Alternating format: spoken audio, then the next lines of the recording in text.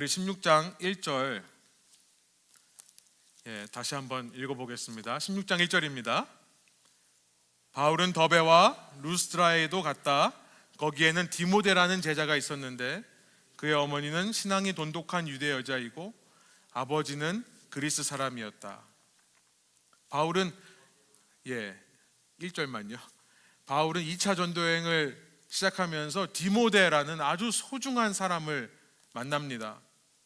바울에게 디모데가 얼마나 소중한 사람이었는지 16장에서 디모데에 대해서 1절부터 3절까지 아주 길게 이렇게 기록하는데요. 한국어와 영어 번역에는 빠져 있습니다만 1절에 다음 슬라이드를 보여주시면 봐라라고 하는 말이 생략되어 있어요. 얼마나 디모데가 귀하고 소중한 사람이었으면, 얼마나 반가웠으면 봐라라고 얘기하고 있는 거예요.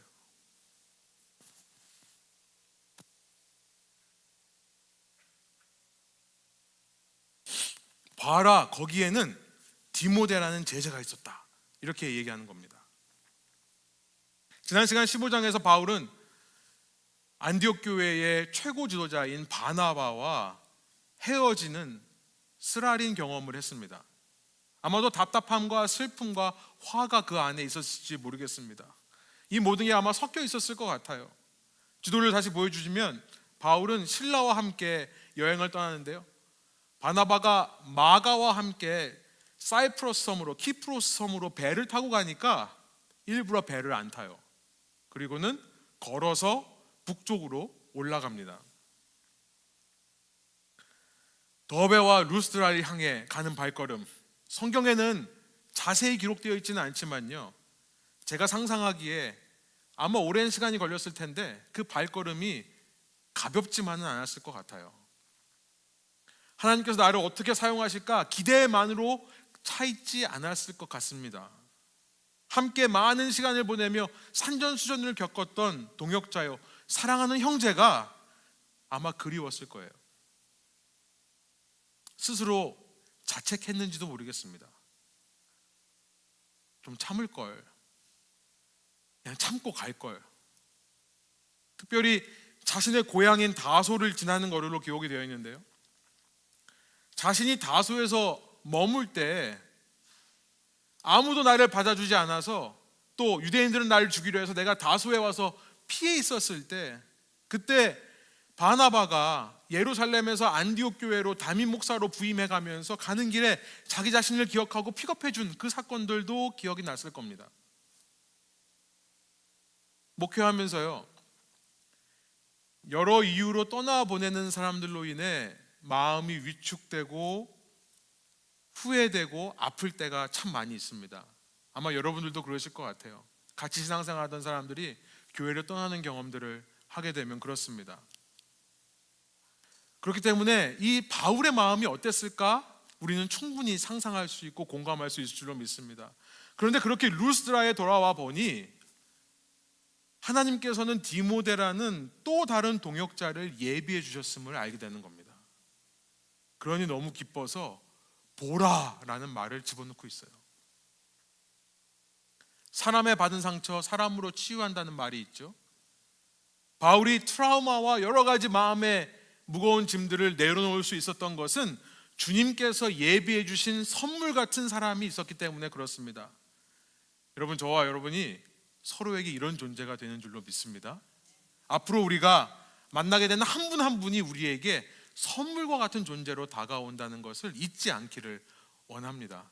그러면 우리가 좀 더 그들에게 먼저 다가가고 그들을 맞아주고 품어줄 수 있을 것 같아요. 슬라이드를 보여주시면 앞서 제가 제사미 히버드라는 이 정신의학 또 상담가 하시는 분에 대해서 말씀을 했는데요, 이분이 트라우마를 극복하시는 방법으로 그 책에서요 여러 가지 7가지를 얘기하는데 그 중에 스토리텔링을 해라, 앞서 말씀드린 대로 그냥 내가 모든 상황을 알고 있는 것처럼 내 스스로에게 이건 이래서 일어났을 거야 라고 스토리텔링을 지어서라도 하라는 거예요. 그러면 도움이 된다는 겁니다. 그런데 그와 함께 또 하나 중요한 것이 뭐냐면 이 박사가 얘기하는 것이 뭐냐면 트라우마를 극복하는 데 있어서 사람과의 관계가 너무나 중요하다는 이야기를 해요. 사람과의 관계, 릴레이션십. 트라우마 같은 정신적인 문제를 이겨내는 것은 사람을 만남을 통해 가능하다. 그 책에서 그렇게 얘기를 합니다. 정신적인 스트레스를 받을 때 우리는 움츠러들기가 쉬워요. 정신적인 스트레스를 받으면 우리는 그냥 나의 가까운 가족이나 배우자 혹은 혼자 지내고 싶은 마음이 드는 것이 정상인데 절대 그러지 말라고 얘기를 합니다. 좋은 사람들을 만나 대화하고 관계를 쌓아라. 자꾸 혼자 있다 보면, 내가 익숙한 환경에만 갇혀 있다 보면 자꾸 그 일만 떠올릴 수 있기 때문에 밖에 나가서 좋은 사람들을 만나 대화하고 관계를 쌓아가라. 그러는 가운데 극복될 수 있다. 이런 얘기를 하는 거예요. 여러분, 교회의 존재 이유가 바로 이것이 아닌가 생각이 들어요. 교회는 서로 간에 위로하고 격려하고 서로를 세우기 위해 존재하는 겁니다. 우리 교회에 만약에 처음 방문하신 분들이 있다면 여러분, 우리가 그런 마음가짐으로 대해보면 어떨까 생각이 들어요. 우리 교회에 정신적인 문제가 있는 분들이 오신다는 게 아니라 그렇다고 생각을 하고 가정하고 내가 이 사람에게 정말 좋은 인간관계를 만들어줘서 이 사람으로 하여금 더 살아나게끔 해야겠다는 생각을 하고 대하다 보면 저희 분위기가 좀 더 가족 같아지지 않을까 생각이 듭니다. 물론 이렇게 말하면 나는 교회 와서 더 상처받았는데요 라고 말하신 분이 분명히 있어요. 분명히 있을 겁니다. 그런데 가만히 생각해 보면 교회 안에 와서 상처받는 게 아니에요. 사실 우리 너무나 잘 알잖아요. 교회 밖에서 받은 상처를 어쩌면 내가 아직도 그대로 가지고 교회 안에 들어와서 교회에 있는 사람들에게 상처를 주고받는 것은 아닐까 생각을 해보게 됩니다. 그리고 심지어 교회 안에서 상처를 받는다면 교회 밖에서는 과연 문제가 없을까 생각이 드는 거죠. 16장 1절로 돌아가 보면 디모데가 어떤 사람이었는지 1절에서 말씀하고 있습니다. 그는 혼혈인이에요. 혼혈입니다. 유대인에게 있어서 혼혈인은 이방인보다 못한 사람입니다. 마치 우리나라가 친일파보다 일본 사람이 더 낫다고 생각하는 것처럼, 그죠? 그런데 그런 디모데가 2절, 루스드라뿐 아니라 멀리 떨어진 이고니온에서 호평받는 사람이었다라고 기록하고 있어요. 2절 다시 한번 읽어봅니다. 디모데는 루스드라와 이고니에 있는 신도들에게 호평받는 사람이었다. 디모데는요, 혼혈인으로서 신앙인의 공동체 안에 들어오면 열등감이 있을 수 있습니다. 열등감의 문제예요. 이민교회가 힘들다고 하는데, 이민교회에서 상처를 많이 주고받는다고 얘기를 사람들이 보통 많이 하는데요, 결국은 이민자라는 정체성 자체가 두 나라 사이에 껴있기 때문에 열등감이 늘 내재되어 있는 것이 아니겠습니까? 우리 자녀들이요, 아무리 영어를 잘하고 아무리 세상에 나가서 능력이 있어도요, 여러분, 이 사회 속에서는 차별이 없을 수가 없습니다. 정말 저도 세상에 나가서 살면서 에이시안 메일, 아시아계 남성으로서 얼마나 차별받는지 몰라요. 아니, 코스코에서 그 공짜 샘플 주면서도 다른 사람이 인사하면 땡큐, 마이 플레저 그러는데 제가 인사하면 할머니들이 그냥 가만히 쳐다봐요. 제가 괜히 열등감이 있어서 그런지 모르겠습니다만, 여러분, 우리 자녀들이요, 아무리 영어를 잘하고 능력이 있어도 세상에 나가면은 이 세상 이민 사회에서는 열등감을 느낄 수밖에 없어요. 그게 사실입니다. 왜냐하면요, 생긴 게 한국인이기 때문에 그래요. 생긴 것 때문에 어쩔 수가 없어요. 그런데도 디모데는요, 저는 놀라운 것을 발견하는 게 뭐냐면, 우리 자녀들에게, 우리 자신에게 가능성을 발견하는 게 뭐냐면, 그런데도 디모데는 열등감을 딛고 사람들에게, 특별히 그가 가장 열등감을 느끼는 신앙 공동체 안에서 호평받는 인물이 되었다라고 얘기하는 겁니다. 이것을 우리가 마음에 새길만 한 것 같아요. 여러분, 제가 지금 이 이민교회가 열등감 때문에 힘들다라고 했는데, 그러면 한국교회나 미국교회는 열등감이 없나요? 전혀 그렇지 않습니다. 제가 지금 책을 제가 빼는 걸 깜빡했는데 제 책이 가방에 있는데 Everyday Church라는 책을 읽었어요. 팀 체스터가 스티브 티미스라는 사람이 공동 저작한 이 책인데요. 한국어로 일상교회로 번역되어 출간되었습니다. 그런데 이 책에서 지금 나온 지 얼마 안 된 책이에요. 좀 제가 뭐 최근 것은 아니지만 그래도 꽤 가까운 과거에 나왔던 건데요. 이 책에서 이 미국 교회를 분석하면서 이런 얘기를 해요. 현재 미국 교회가 세상의 빠른 변화에 제대로 대응하지 못하고 있다. 그렇게 지적하면서 그 변화 중에 가장 두드러지는 변화가 뭐냐? 급격하게 세상이 기독교에 대해 배타적으로 변하고 있다는 거예요. 근데 이거를 지금 미국 교회들이 대응하지 못하고 있다고 진단을 내립니다. 여러분, 미국인들도 이제 미국에서 살면요, 미국에서 그리스도인으로 살게 되면 자연스럽게 이민교회와 같은 열등감을 느낄 수밖에 없어요. 한국 사람들도 이제는 한국이라는 사회에서 크리스천으로 살면 자연스럽게 우리 이민자들이 느끼는 그 열등감을 느낄 수밖에 없는 시대가 되어버렸습니다. 이민교회가 어려운 줄 알았더니 아니요, 이민교회가 시대를 앞서가는 중인 것으로 믿습니다. 신앙적으로 우리는 세상 속에서 혼혈인처럼 살아가는 거예요. 한편으로는 세상에 속했습니다. 우리 부모의 자녀예요. 그러나 또 한편으로는 예수님께 속했습니다. 하나님의 자녀예요. 남들은 그냥 세상에서 부모의 자녀로만 잘 살면 돼요.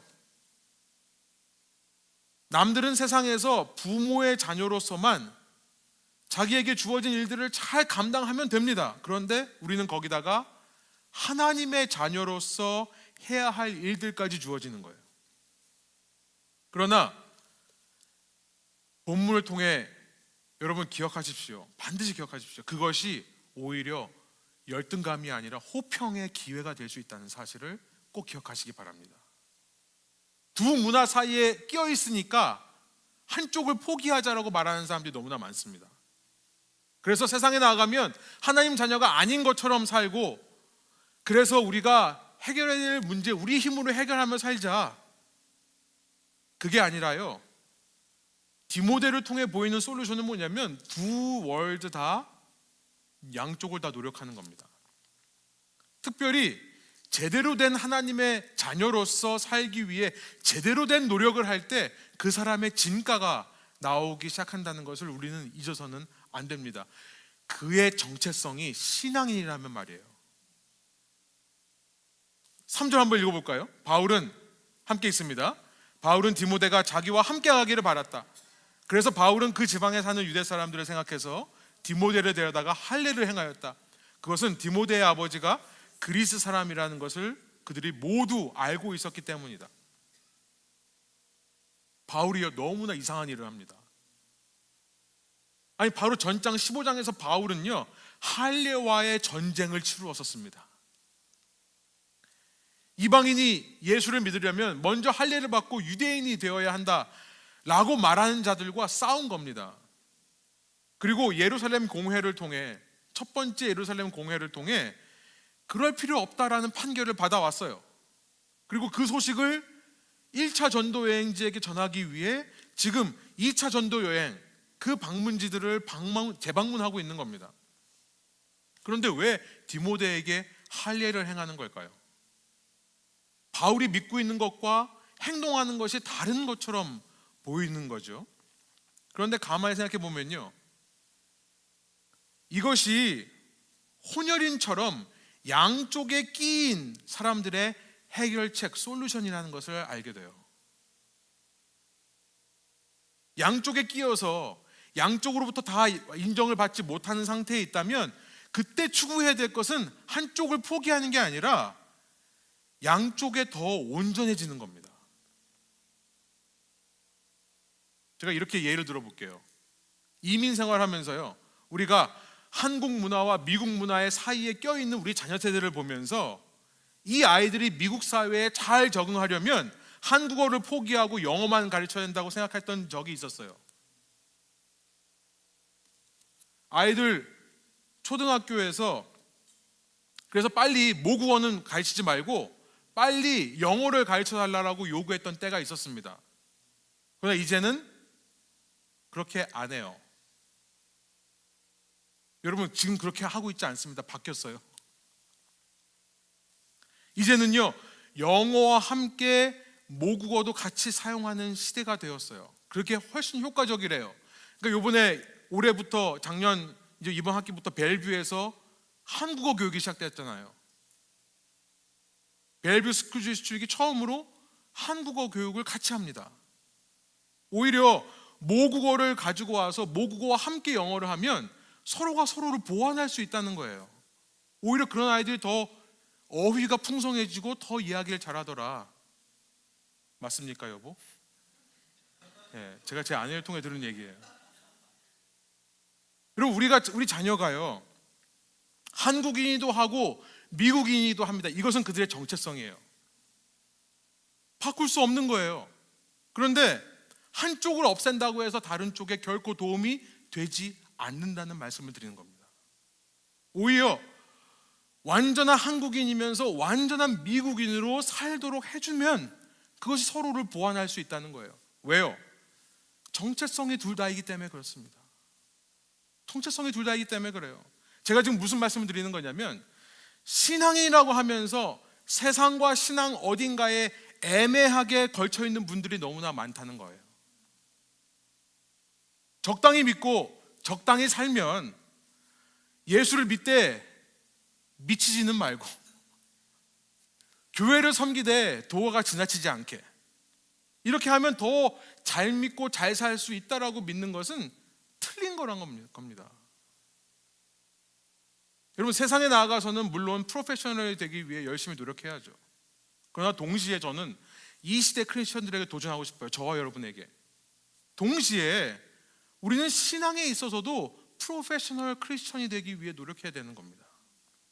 물론 크리스천이 프로페셔널이 될 수는 없겠지만요. 그런 단어가 있지는 않겠지만 무슨 뜻인지 아시겠죠? 교회는 다니는데 신앙의 성장과 성숙이 없거나 성경 말씀을 수년이 지나도 한 번도 통독하지도 않고 무슨 말씀이 있는지도 알지 못한다면, 과연 그런 사람이 세상에서 더 잘 나간다고 해서, 더 성공한다고 해서, 더 돈을 많이 벌고 더 권력을 누린다고 해서 과연 디모데와 같은 호평의 사람이 될 수 있겠는가? 안 믿는 사람들 같으면 그럴 수 있습니다. 그의 정체성이 세상에서 부모의 자녀 이걸로 끝난다면 어쩔 수가 없어요. 그럴 수 있어요. 그러나 그 사람의 정체성이 이미 예수님께 속한 하나님의 자녀이기도 한다면, 하나님의 자녀로서 성숙하고 발전하는 것이 두 세계 모두를 풍성하고 이롭게 한다는 말씀이에요. 제가 인생을 살면서 너무나 이걸 느낍니다. 능력이 중요하지 않아요. 온전한 인격이 중요해지는 거더라고요. 목회도 말 잘한다고, 설교 잘한다고, 뭐 잘생겼다고 잘하는 거 아니죠. 저도 참 부족합니다만 인격이에요. 인격으로 목회하는 겁니다. 여기 계신 젊은 분들 꼭 이걸 기억하시기 바라요. 여러분의 정체성은요, 두 나라 시민이에요. 두 나라 시민. 하나님 나라와 세상 나라. 그렇다면 두 나라 모두에게서 여러분 전문가가 되시길 바라요. 그럴 수 있습니다. 가능합니다. 우리의 자녀들이 완전한 이중 언어를 구사할 수 있는 자녀로 클 수 있는 것처럼, 우리 자녀들이 두 나라 왕국의 완벽한 시민이 되기를 소원합니다. 그게 돌파구라는 거예요. 자꾸만 나의 이중 국적을 가지고 있음에도 한쪽을 속이고 한쪽만 생각하려고 하니까 나도 모르게 영적인 열등감이 생기는 거죠. 이렇게 질문해 볼까요? 먼저 4절을 보세요. 4절 한번 읽어보겠습니다. 바울 일행은 여러 도시를 두루 다니면서 예루살렘에 있는 사도들과 장로들이 정한 규정들을 사람들에게 전해주어서 지키게 하였다. 바울 일행이라고 표현하는데 이제 디모데가 포함된 겁니다. 바울 신라만이 아니라 디모데까지 합쳐서 바울 일행이라고 표현하는데요, 이제 유대인들의 선교팀이 된 거예요. 완전한 유대인들의 선교팀. 이런 모습으로 이들은 예루살렘 공회에 할례가 필요 없다라고 하는 그 판결을 전해줍니다. 질문이에요. 잘 들으세요. 할례를 받은 혼혈이 전하는 무할례의 메시지가 더 힘이 크겠습니까? 아니면 할례를 안 받은 혼혈이 전하는 무할례의 메시지가 더 힘이 크겠습니까? 브레인 엑서사이즈, 뇌를 한번 움직이시라고. 예? 벌써 대답하신 분들이 계세요. 예. 할례를 받을 필요가 없지만 할례 받은 디모데가 할례는 받을 필요 없다라고 얘기하는 게 더 힘이 실리겠어요? 아니면 할례가 저도 헷갈리네요. 할례를 안 받은 혼혈인이 할례 안 받아도 돼요라고 말하는 게 더 힘이 실리겠어요? 제가 쉽게 얘기해 볼게요. 먹는 걸로 생각해 보자고요. 맛집이 있는데 먹어본 사람이 거기 가보니까 맛없어 라고 말하는 게 더 힘이 있을까요? 아니면 그 맛집에 가서 안 먹어본 사람이 야, 그 집 맛없어 라고 말하는 게 더 힘이 실릴까요? 첫 번째죠.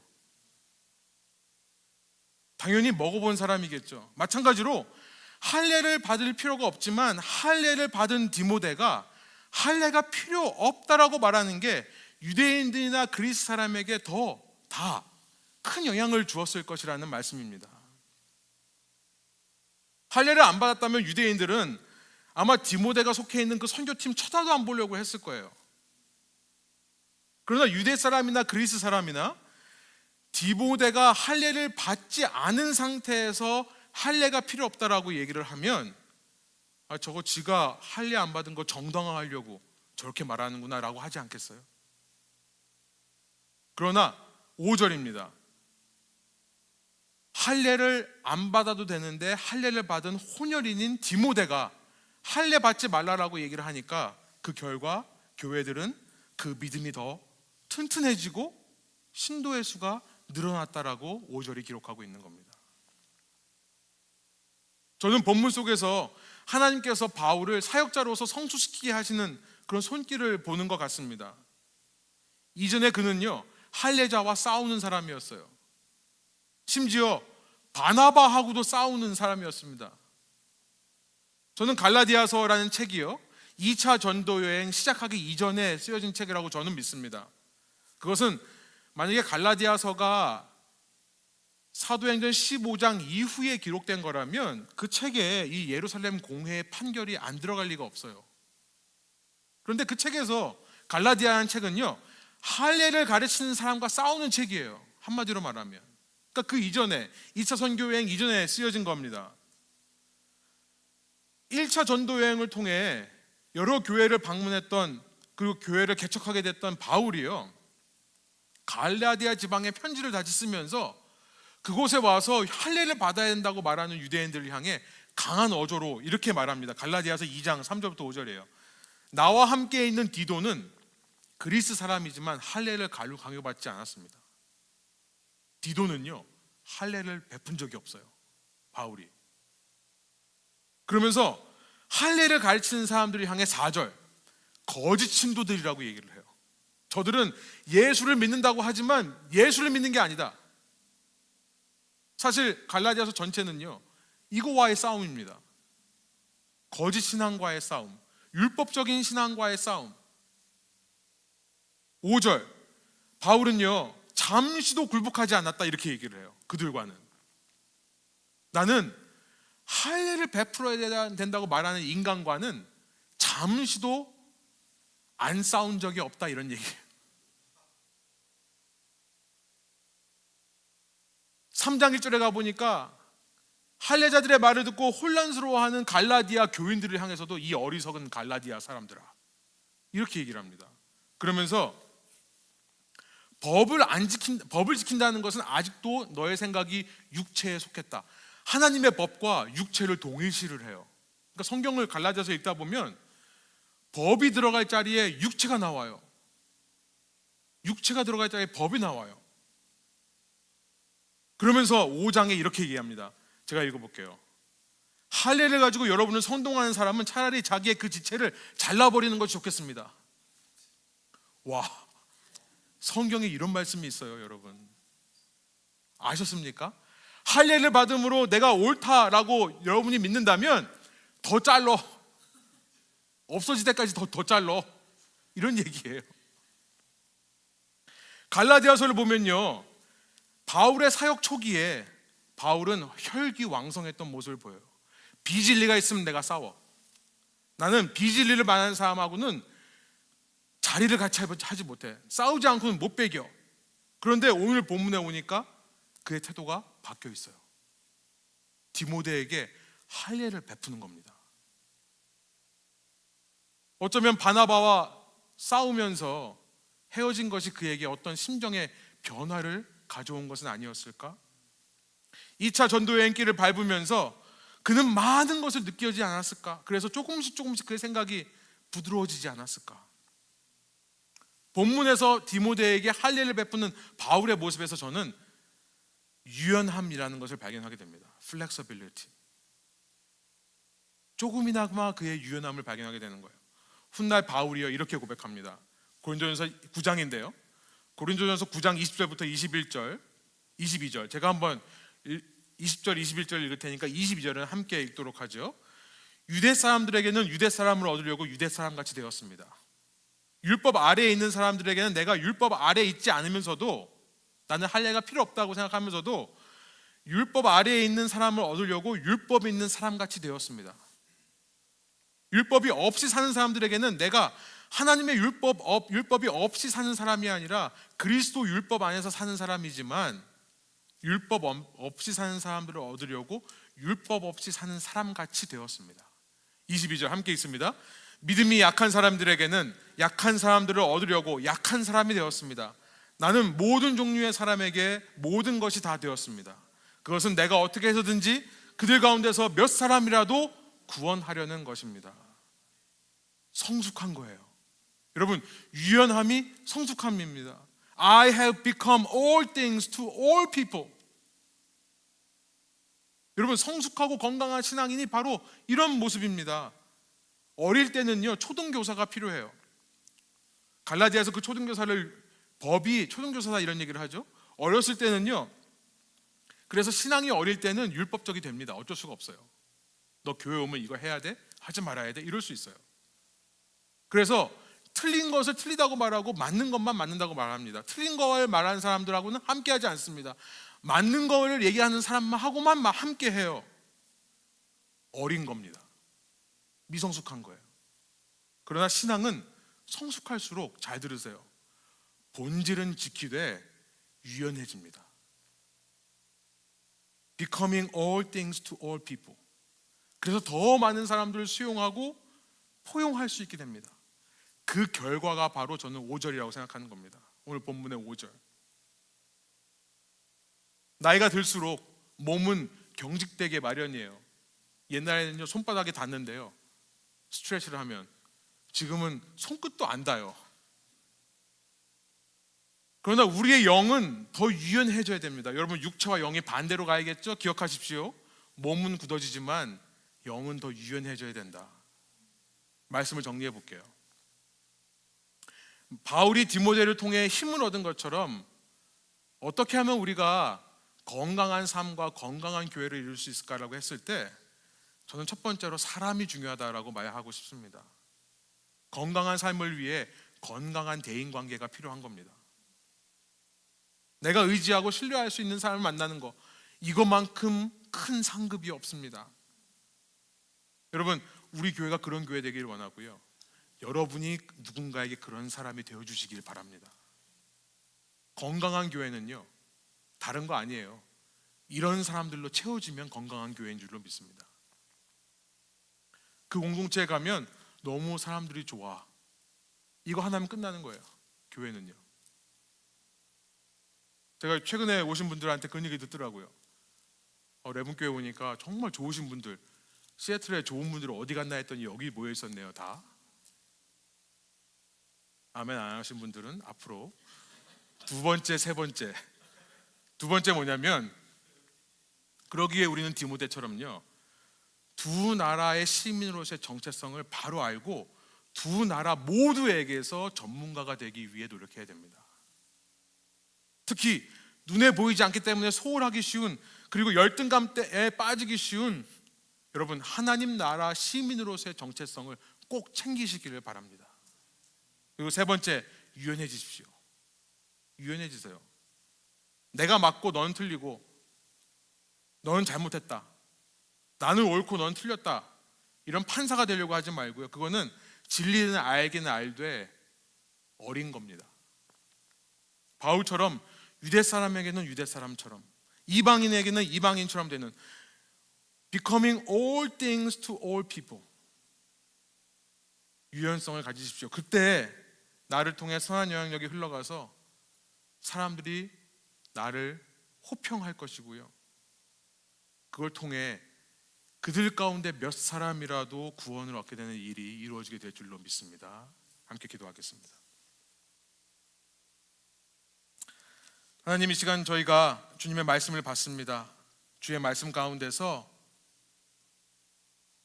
주님께서 우리에게 주신 가장 큰 선물은 하나님 그 자체이신 예수님 외에 그 예수의 형제 자매들이 가장 큰 선물인 줄로 믿습니다.